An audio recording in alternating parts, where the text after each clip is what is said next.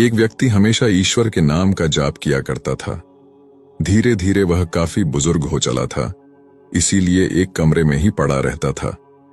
जब भी उसे शौच, स्नान आदि के लिए जाना होता था, वह अपने बेटों को आवाज लगाता था और बेटे ले जाते थे।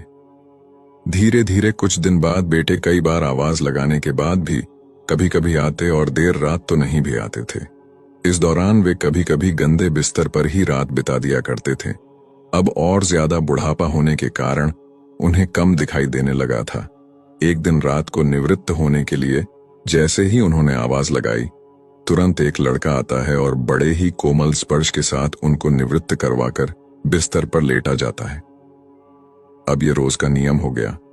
एक रात उनको शक हो जाता है कि पहले तो बेटों को रात में कई बार आवाज लगाने पर भी नहीं आते थे, लेकिन ये तो आवाज लगाते ही दूसरे क्षण आ जाता है और बड़े कोमल स्पर्श से सब निवृत्त करवा देता है।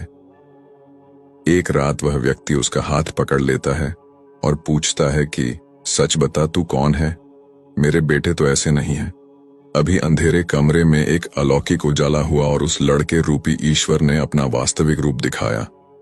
वह व्यक्ति रोते हुए कहता है, हे प्रभु, आप स्वयं मेरे निवृत्ति के कार्य कर रहे हैं।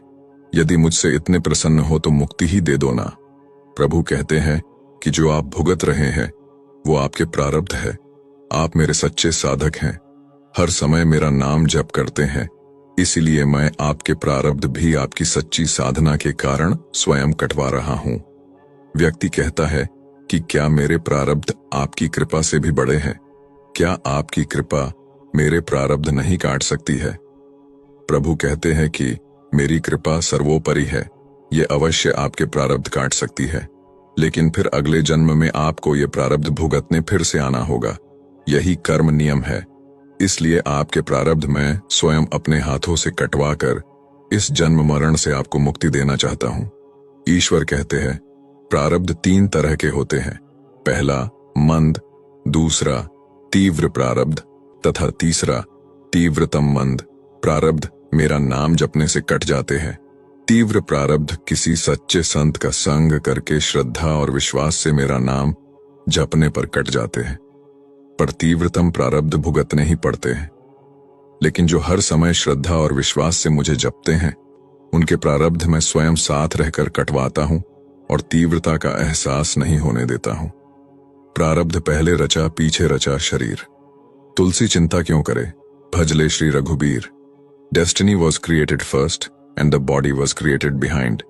तुलसीदास जी की इस पंक्ति में विज्ञान का बहुत बड़ा सिद्धांत छिपा हुआ है।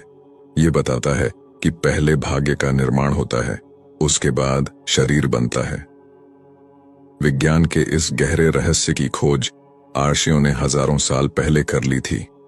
आज तथाकथित प्रगतिशील लोग न्यूटन को कार्यकारिणी नियम का जनक मानते हो। आप विचार करें तो पाएंगे कि हिंदू हजारों साल से इस सिद्धांत को जानते और मानते रहे हैं।